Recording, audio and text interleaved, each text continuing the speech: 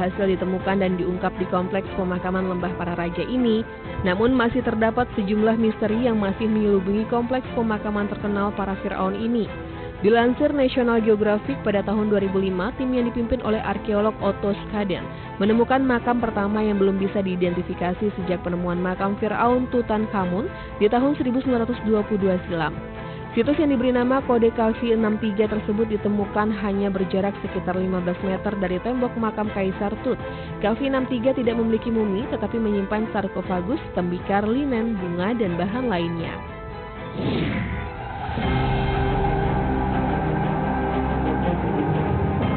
Lembah Para Raja bersama dengan kota kuno Tebes, Luxor, Lembah Para Ratu, serta Kompleks Kuil Karnak ditetapkan oleh UNESCO sebagai situs warisan dunia pada tahun 1979. Kompleks pemakaman tersebut telah menjadi fokus minat dan perhatian para ahli Mesir kuno untuk melakukan eksplorasi arkeologi sejak abad ke-18. Lembah Para Raja mendapat perhatian besar dunia ketika makam Firaun Tutankhamun yang tak terjamah manusia selama lebih dari 3.200 tahun ditemukan di sana, yang menjadikannya sebagai salah satu situs arkeologi paling terkenal di dunia. Para turis juga banyak yang mengunjungi situs bersejarah tersebut. Pemirsa, itulah fakta makam para raja Firaun era Kerajaan Baru Mesir. Pemirsa, apakah Anda pernah melihat burung unik satu ini? Burung yang biasa dikenal dengan nama sage grouse ini sebenarnya masih termasuk dalam kategori burung belibis. Tak hanya memiliki tubuh yang unik, burung ini juga terkenal karena tingkah lakunya dalam menarik perhatian lawan jenis. Sage grouse disebut-sebut sebagai penari terbaik dalam memenangkan cinta. Berikut fakta-faktanya hanya di Top Files. Burung dengan nama ilmiah Centrocercus urovasianus ini merupakan kelompok burung belibis dari ordo Galliformes. Karakteristiknya khas dengan warna abu-abu kecoklatan dengan perut hitam. Bagian terunik terdapat pada dada menonjol yang ditutupi bulu putih halus. Selama musim kawin, bagian dada ini akan mengelilingi sepasang kantung udara berwarna kuning. Kantung ini sekaligus menjadi ciri menarik dari identitas sage grouse. Persebaran sage grouse mencakup bagian barat Amerika Serikat, Alberta Selatan, hingga Saskatchewan di Kanada. Burung ini banyak menghuni semak belukar dengan kepadatan sedang. Burung ini juga banyak ditemui di stepa, daerah perbukitan yang berdekatan dengan lembah. Burung sage grouse jarang bermigrasi, sebagian besar burung ini hanya berdiam pada area berkembang biaknya sepanjang tahun. Namun tidak menutup kemungkinan burung ini juga akan bermigrasi karena faktor tertentu. Burung sage grouse bisa dikatakan mirip dengan ayam, terlebih ketika berdiri tegak. Ukuran tubuh yang paling besar bahkan bisa mencapai tinggi 95 cm dan berat 6,5 kg. Namun sedikit berbeda dengan burung pada umumnya yang memakan biji-bijian, sage grouse justru tidak mampu mencerna biji dan kacang yang keras. Makanan utamanya adalah semak sage, serangga, invertebrata, dan tanaman lainnya. Ini merupakan penerbang yang kuat dan cepat. Sage grouse bisa mencapai kecepatan tertinggi hampir 78 km per jam dan mampu terbang hingga hampir 10 km dalam sekali penerbangan. Meski merupakan penerbang handal, burung ini biasanya lebih memilih untuk berjalan kaki karena staminanya tidak terlalu bagus. Terbang hanya dilakukan ketika burung ini sedang berada dalam posisi terancam, seperti saat melarikan diri dari serangga. Burung ini memiliki perilaku unik ketika hendak kawin. Pada saat memasuki musim kawin, burung pejantan sage grouse akan berkumpul pada wilayah terbuka disebut dengan leks. Di area ini, sang jantan akan mengadakan pertunjukan dengan mengibaskan ekor keruncing sambil berusaha menggembungkan kantung kuning dengan udara yang ada pada bagian dadanya. Suara khas sebagai panggilan untuk menarik perhatian betina pun dikeluarkan pada pagi dan sore hari selama proses pertunjukan. Tidak hanya manusia yang selektif dalam memilih pasangan, para betina burung sage grouse ini juga menyeleksi pejantan mana yang paling atraktif untuk dipilih menjadi pasangan, agar dapat menghasilkan keturunan dengan karakteristik terbaik. Untuk sukses dalam reproduksi, sang jantan harus melakukan atraksi semenarik mungkin.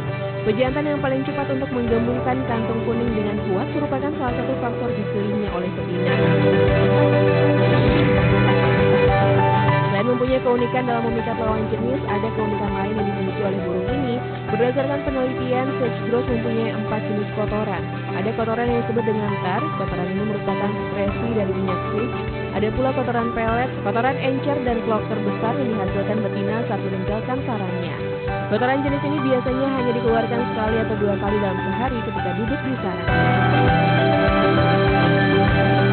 Pemirsa Telsa, sayangnya burung cantik ini hampir terancam punah karena populasinya terus menurun setiap tahun.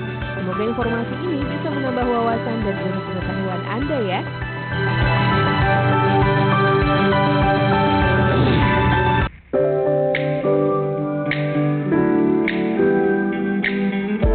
Pemirsa, mungkin Anda akan berpikir ini hanyalah plastik yang mengambang di air, padahal nyatanya ini merupakan makhluk hidup.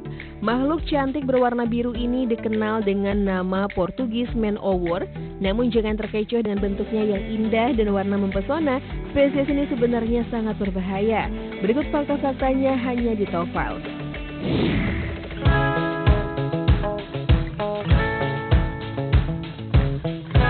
Hewan ini disebut Portugis man-o-war karena bentuk tubuhnya menyerupai kapal perang Portugis di abad ke-18 yang tengah berlayar di lautan. Portugis man-o-war memiliki bentuk yang khas dengan bagian tubuh seperti bal yang disebut pneumatophora. Ukuran balon di tubuhnya bisa mencapai 15 cm, di dalamnya terkandung karbon monoksida yang membuat hewan ini bisa mengapung. Saat ada ancaman, balon ini akan mengempis, meski tentakel dan kemampuannya dalam menyengat mirip dengan ubur-ubur.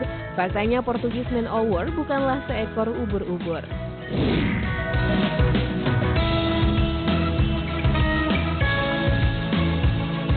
Hewan dengan nama ilmiah Physalia physalis ini termasuk ke dalam spesies tersendiri yang disebut Siphonophora. Tubuhnya terdiri atas zooid yang memiliki beragam fungsi sebagai pelampung, sel penyengat, sistem pencernaan, hingga sistem reproduksi. Meskipun tersusun atas organisme yang berbeda-beda, zooid tak bisa hidup terpisah.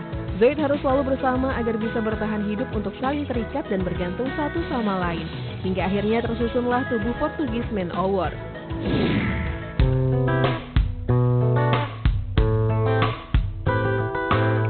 Portugis man-o-war mempunyai tentakel yang cukup panjang. Saat sedang mengambang, panjang dari tentakel dan polipnya bisa mencapai mulai dari 9 hingga 50 meter. Tentakel panjang ini mengandung nematosis alias kapsul penyengat yang biasa digunakan untuk berburu ikan kecil. Sengatan ini cukup berbahaya bagi manusia. Meski tidak mematikan, sengatan Portugis man-o-war mampu menimbulkan luka yang sangat menyakitkan. Hebatnya lagi, saat keadaan tak hidup pun tentakel hewan ini masih bisa menyengat manusia.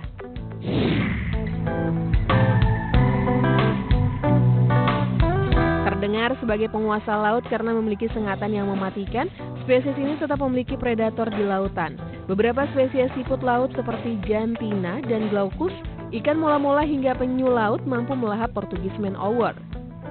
Portugis man-o-war biasanya berhabitat di laut tropis maupun subtropis yang dapat ditemukan di Samudra Hindia, Samudra Pasifik hingga Atlantik. Di Indonesia, Portugis man-o-war juga pernah terlihat di beberapa pantai daerah Jawa, Bali hingga Sumatera. Pemirsa Top Files, jadi itulah beberapa fakta tentang Portugis man-o-war. Jika menemukan hewan ini terdampar di pantai, lebih baik Anda menghindar agar tidak terkena sengatannya yang menyakitkan.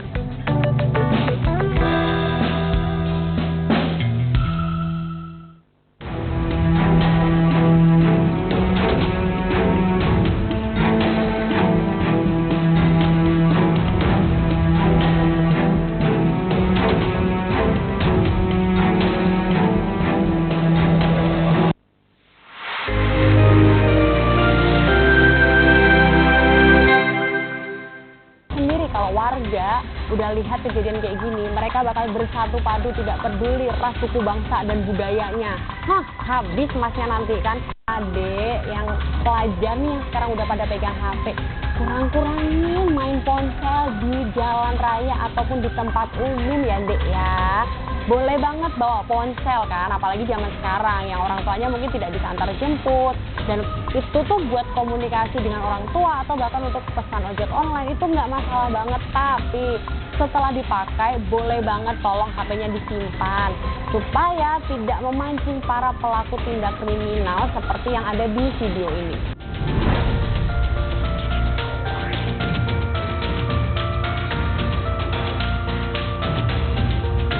Ya Allah, ya Allah, ya Allah, ini lagi viral lagi kemarin kan, Mas tunggu teganya dirimu kan. Ini kronologinya si istrinya ini pengen beli lipstik ya. Ini lipstiknya udah dibawa nih ke kasir, tinggal bayar. Tapi karena mungkin uangnya kurang atau sesuatu hal lain, suaminya minta kalau lipstik ini dibalikin ke kasir, begitu. Namun selanjutnya kita lihat adalah si istrinya justru dijambak di situ sampai kerudungnya terlepas kan. Aduh, di sini sebenarnya kita permasalahkan bukan seberapa mahal sih harga lipstik, tapi kenapa melakukan tindakan seperti itu di depan umum? Di depan umum aja dia berani loh melakukan hal ini, apalagi di rumah. Ya bukan mau suudzon ya pemirsa, tapi bisa kita lihat sendiri, ini tuh berdasarkan kebiasaan yang dilakukan. Dan untuk ibunya atau mbaknya ini, apabila Anda sudah tidak kuat atau diperlakukan dengan yang tidak seharusnya, Anda bisa melaporkan ke pihak yang berwajib supaya suami Anda ini diberikan efek jera.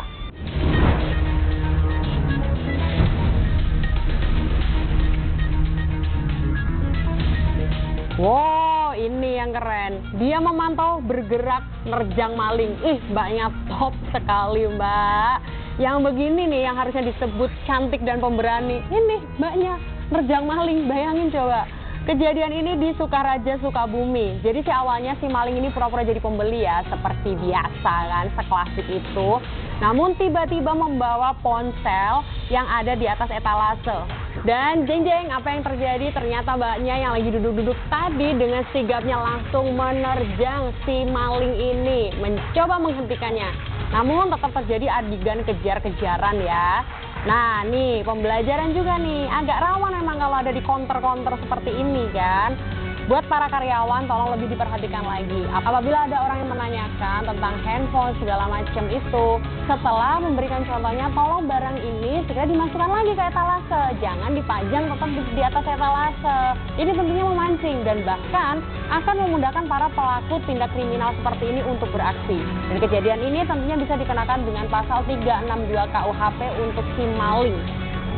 Jangan kemana-mana ya, karena selain ini terekam masih mempunyai tayangan CCTV seputar lalu lintas yang tentunya dapat meningkatkan kewaspadaan dan keselamatan ketika berada di jalan raya. Tetap bersama saya, Brigadir Rizka. Selalu hati-hati di jalan.